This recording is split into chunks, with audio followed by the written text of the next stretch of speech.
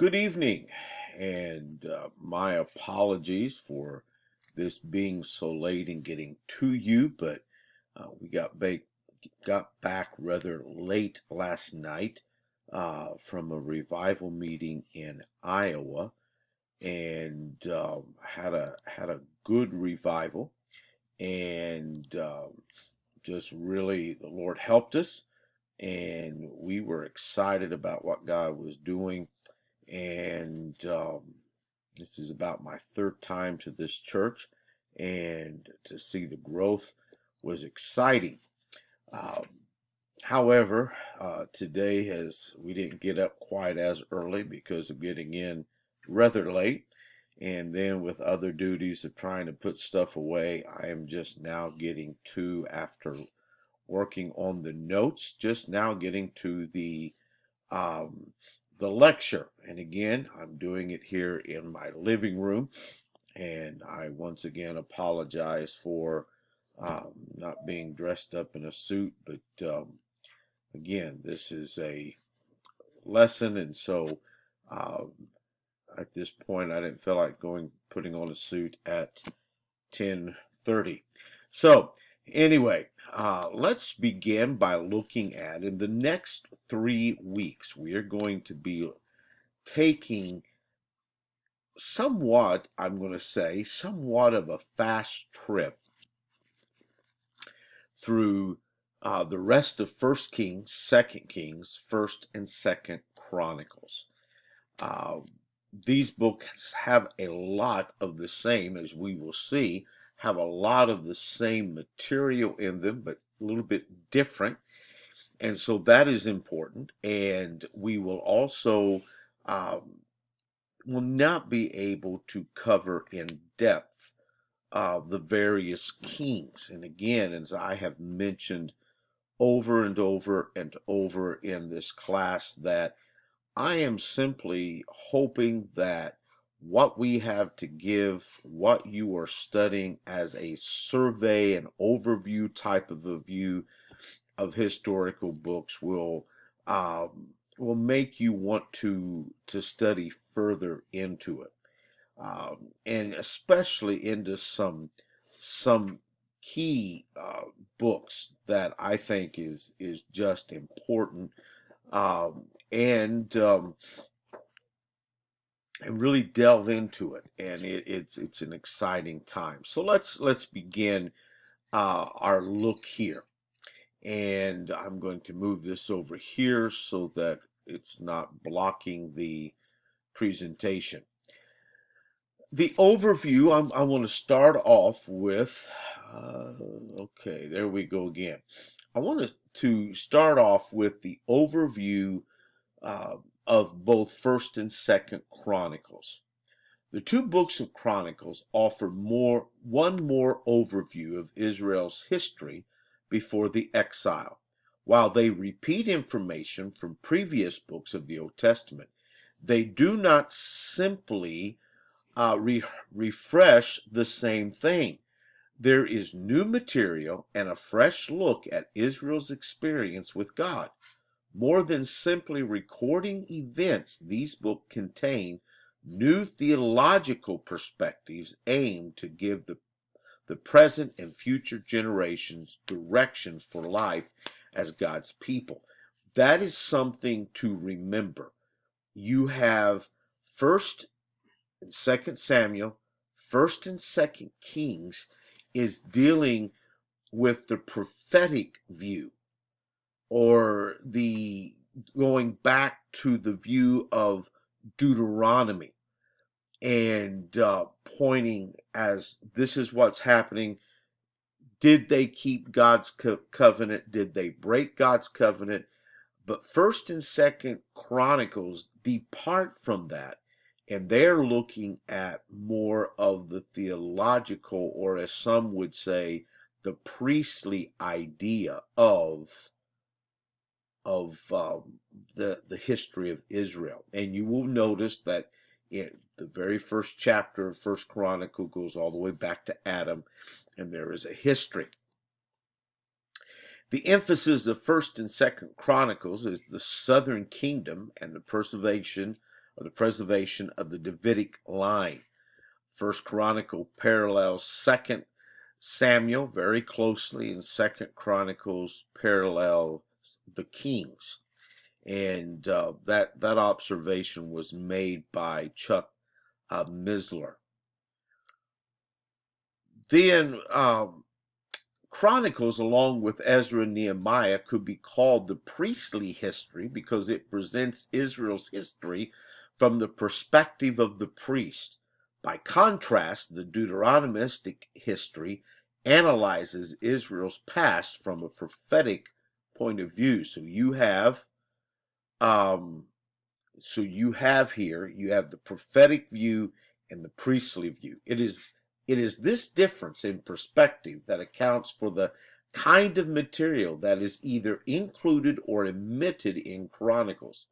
A large amount of material in Chronicles focused upon the temple, its ritual, and its personnel. In fact, when we get to that of Solomon, you will see that much more detail is given in Chronicles to the dedication service of the temple than in Kings. But Chronicles adds much more. And the list of Levites in First Chronicles 24 through 26 and the worship of service of Jehoshaphat in Second Chronicles 20 are good example of this. Holdcroft gives this observation of the book of Chronicles. For the most part, the book of Chronicles do not contain new material. Rather, these books review and to some degree repeat and apply the historical data of the books of Samuel and Kings and the opening section of the book of Ezra. So let's begin looking at these separate books quickly. The books of First and Second Chronicles cover the same period of Jewish history described in Second Samuel through Second Kings, but the perspective of the Chronicles is different, and we've already looked at that. It is not just a mere repetition of the same material, but rather are a divine editorial of the history of God's people. While 2 Samuel and Kings give political history of Israel and Judah, Chronicle gives a religious history of the Davidic dynasty of Judah. The former were written from a prophetic or moral viewpoint, the latter from a priestly and spiritual perspective. The book of First Chronicles begins with the royal line of David, then traces the spiritual significance of David's righteous reign. The two books of First Chronicles, and I am sorry I'm having trouble here. The two books of Chronicles were originally one book in the Hebrew Bible, and its meaning is the words, accounts, or events of the day. The author of the book of First and Second Chronicle, Jewish tradition has it that it is the scribe and the priest Ezra. Or if it was not Ezra, it's a Jewish chronicler. My mind's going blank there. A Jewish scribe that chronicles, I'll get it right here in a second, the history of Israel. The date is from 450 to 430 BC. The place is Israel. The geography is the nation of Israel. The setting is the history of Israel from David to captivity. This covers these various books. The theme is to provide a spiritual perspective on the historical events from the time of David to Cyrus' decree in 538 BC. It traces Israel's lineage back to the dawn of the human race and forward to the end of the Babylonian captivity to reveal that God has been faithful to the Jewish people and is continuing his purpose for his people. Because it was written to the returning remnant, Chronicles has a more positive thrust than Samuel and or Kings. It does not deny failures, but concentrates on the messianic line, the temple, and the spiritual reforms. You see, the readers needed encouragement in rebuilding their heritage. Chronicles teaches that Yahweh is still with them. He brought them back and has enabled them to rebuild the temple. All is not lost, though the glory has departed and they are under the control of Gentile powers. God still has a future for them. And this same thought is very much so important even in the ideas of our world today. I know we're facing an election and a lot of people are nervous. And I'll be honest with you, I'm somewhat nervous of what happens if. But let me just remind you that regardless of what happens, God is still in control and he's still going to move and work with his people. And that's encouraging to know. So, the key words of First Chronicles is Davidic covenant. The key verses is chapter 17, verses 11 through 14, and chapter 29, verse 11. The key chapter is chapter 17. The key people are David and Solomon. Christ is seen in the book of First Chronicles in David and Solomon in the temple. And the contribution to the Bible is what Deuteronomy is to the rest of the Pentateuch, and John is to the Synoptic Gospels. Chronicles is to Israel's history, and Samuel and the Kings. That is important. And so again, those of you that are going to be, you're taking this for credit and you're filling out the overview charts. Here is an outline, and the information that I've already given you may utilize as well. So here is the outline that you may use. The introduction to the Second Chronicles.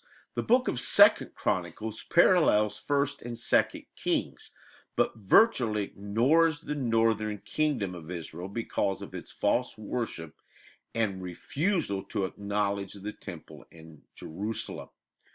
Chronicles focuses on those kings who patterned their life and reign after the life and the reign of the godly King David.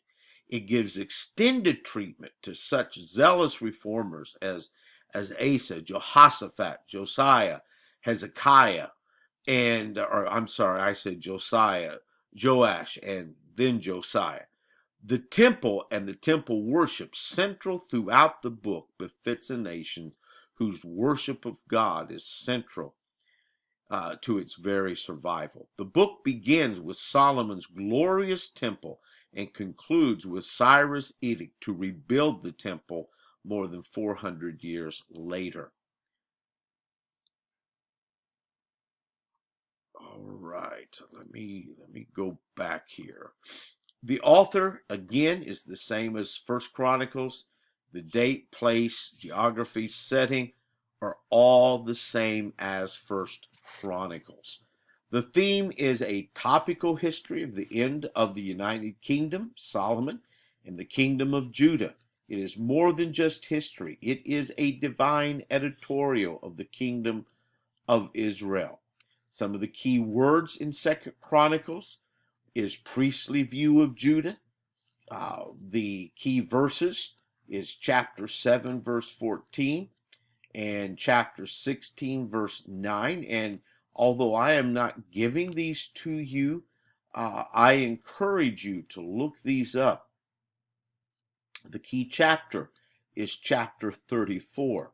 Some of the key people in Second Chronicles is Solomon, the Queen of Sheba, Rehoboam, Asa, Jehoshaphat, Jehoram, Joash, Uzziah or Azariah, Ahaz, Hezekiah, Manasseh, and Josiah. These are some of the key figures in Second Chronicles.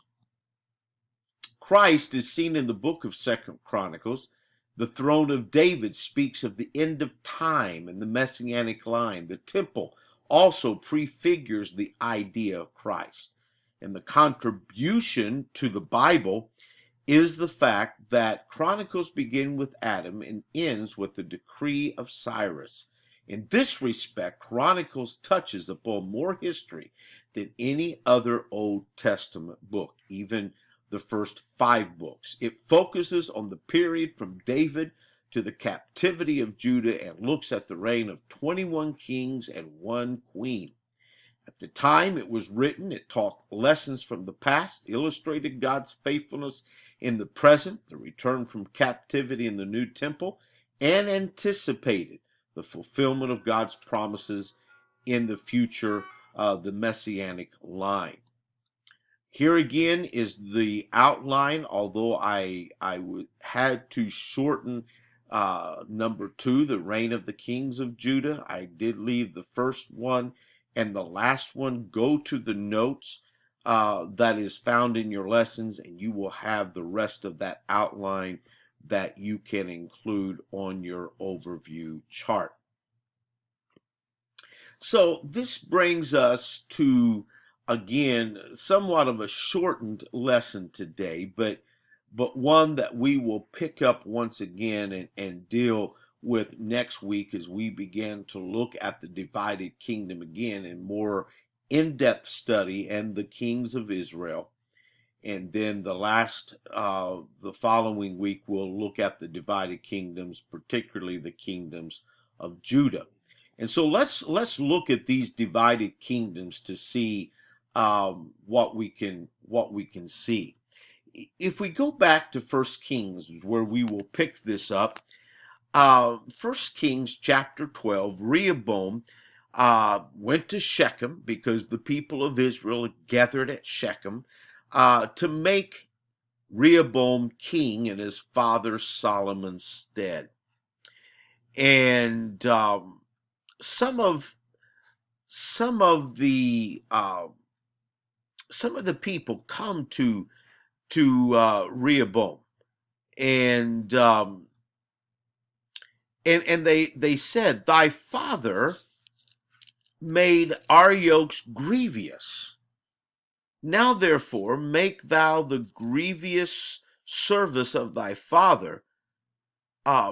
Therefore make thou the grievous service of thy father and his heavy yoke which he put upon us lighter, and we will serve you." And Rehoboam says, all right. He said, let's meet back again in 3 days and I will give you my answer. Rehoboam consults the old men that helped Solomon. And the old men's advice was, do as the people say, lighten the load, and they'll follow you. Rehoboam then went to his peers and said, what should I do? And they said, oh, let's increase the load. Let's increase the taxes. And Rehoboam followed the unwise advice. Not the old men, but he followed the younger men's advice. And when the people came back, he gave them a proverb, and he basically told the people, let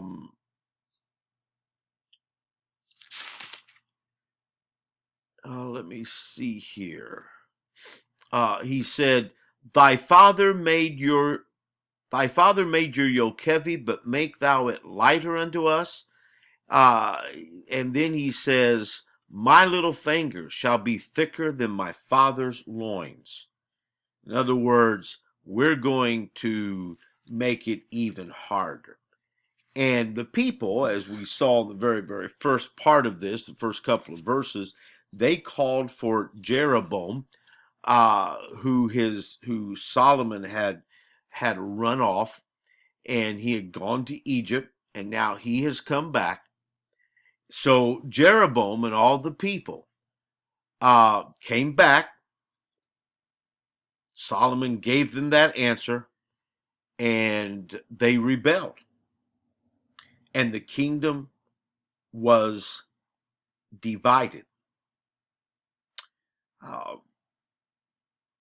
10 of the tribes uh, went with um, 10 of the tribes went with Jeroboam in the northern kingdom, and predominantly Judah uh, and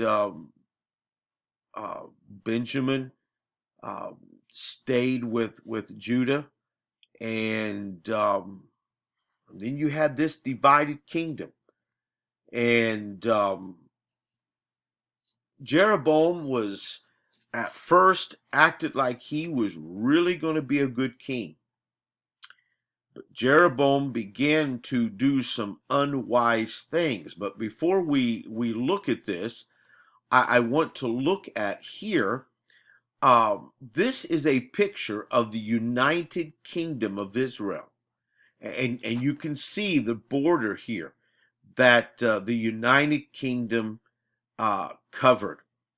And you had the Philistines here, the Amalekites here, the Edomites, the Moab, Ammon, the Armenians up here. And this is a good sized kingdom. And then when it divided, you can see very, very quickly that some of these others began to reclaim some of its territory. And Israel lost quite a bit. And you see here, you see how it went out here. Ammon began to take back some of his. Moab began to take back some of theirs. And the Armenians began to take back and even come down into this area where it went out into the sea. And so you had these particular, this was the northern kingdom. This here was the southern kingdom. And again, it shrunk. Very, very difficult. From here on out, let me just say this as we preface next week's lesson when we get into it. There was civil war between these two kingdoms. At times they would work together, but by and large, they fought against each other a lot in trying to expand their territory. Sad day, sad day. And so as we look back on this again, we see the sins of Jeroboam. Jeroboam begins to build altars, and he leads Israel shortly after this into idolatry. He makes calves, and they are worshiping. And then we have in 1 Kings chapter 13 a very sad story. God tells a prophet out of Judah that I want you to go to Jeroboam. I want you to deliver a message. And he cried against the altar and said, O altar, altar, thus saith the Lord, behold, a child shall be born unto the house of David, Josiah by name, and upon thee shall he offer the priest of the high places that burnt incense upon thee, and men's bones shall be burnt upon thee. And he gave a sign the same day, saying, this is the sign which the Lord hath spoken. Behold, the altar shall be rent, and the ashes that are upon it shall be poured out. And it came to pass. And when King Jeroboam heard the saying of the man of God, which had cried against the altar of Bethel, that Jeroboam had defiled, he said, lay hands on him. And his hand, when he put forth to reach the prophet, dried up, and he couldn't withdraw it. It was straight out dried up. And he prayed, and the altar was rent, the ashes poured out. And the king answered and said unto the man of God, Entreat now the face of the Lord of thy God, and pray for me, and that my hand may be restored. And the prophet did, and the king's hand was restored again. And the king said unto the man of God, Come home with me, and refresh thyself, and I will give thee a reward. And the man of God says, No, God very plainly told me that I am not to go to anyone's house. And so he leaves. However, there was a prophet in Israel. And when he heard of it, he goes to find the prophet. The prophet is sitting by the side of the road, taking a break. And this other prophet comes and tells him, I have a word from God. God says, come and come back to my house. And he persuades the young man. He comes back to the prophet's house. He eats with him. He disobeys God's voice. Let me just say to you, and I think this is a tremendous story in the fact that God, when God tells us something, it doesn't matter who it is. A highly respected preacher can go against what God has told you, and you better listen to God. The prophet gives this young prophet his donkey and sends him on his way. The young prophet gets down the road not too far, and someone comes and says, There is a man dead in the middle of the street with a donkey and a lion on either side of him. The lion had killed the prophet and yet not touched the donkey. The old prophet goes down and picks up the prophet and takes him back to his house and buries him. And what a sad plight of a man of God that caused another man of God to disobey him. And we end with that story there, and then we begin chapter 14, and God begins to pour out judgment upon Jeroboam. Jeroboam becomes sick, and he says, "Go down and to the prophet and give some loaves, and I want to know what God is going to do." And God declares his judgment on King Jeroboam. And it's a sad plight at how quick Jeroboam, who appears at first to be very good and going to be a strong king, going to be a good king, all of a sudden goes south, so to speak, and becomes a very, very wicked king. And he dies. And God judges Jeroboam for his disobedience. And so you have the kingdom divided into Rehoboam and Jeroboam, and Rehoboam really doesn't really follow God. He doesn't follow after David, his grandfather, and follows more after Solomon's later years.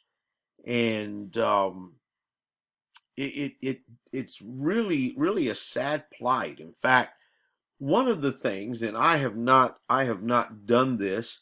I want to one of these times, because it's very interesting, especially in the kings of Judah, but sometimes in the kings of Israel, but especially that of Judah. It will mention the mother of the king, such as with Rehoboam, uh, as you see there in verse 21. uh, Rehoboam's mother was an Ammonite, not of the line of Israel. Uh, again, probably maybe a marriage of treaty wise, but it's from that union that Rehoboam comes to power. How much power does a mother have over her child? Think about that, even in our day. In the early years of that child's life, that mother has a huge impact and training and shaping and molding that child. And so it is a lot of times with these kings. It was very interesting, and a study that I want to do, but just have not had the chance to do it. And one of these days I will. And if you're interested in the notes, you can let me know, and I'll try to send them to you once I finish that. But it's a would be an interesting study at how the mother uh, influenced the son. And so next week we will once again look a little bit more in depth at the um, at the divided kingdoms, some of the background of the divided kingdom to give us a little bit more perspective, and then we will go through the kingdom of Israel. And again, I'm not going to take the time to mention all of the kings. I will do my best to mention those that there was significance about. We will talk about Ahab. He was quite a significant king. And we will talk about the prophets, Elijah and Elisha. We will talk about these because they are important. And then the following week, we will talk about the kings of Judah. And again, I'm going to do much the same. I'm not going to mention every one of them, but I will mention those that are noteworthy. And even some of them that um, uh, might even be bad, such as Manasseh, but his badness contributed to the outcome of the kingdom of Judah. And we're going to look at that and see what we can learn over the next 2 weeks. And then we will be moving into Ezra, Nehemiah, and Esther, and be finishing out this semester. I don't know if you've really paid too much attention to the calendar, but we're getting close to the end of this semester. So make sure those that are taking this for credit that you are keeping up with your overview charts, turning them in. I tried last week to get caught up on grading, and I will try to get caught up on grading. I even responded to a discussion, which I've wanted to do, but just with the busyness, and I'm hoping to be able to do that. So um, just make sure that you're keeping up with what you need to do. Thank you so much for your time and your effort, and we will see you next week. Thank you.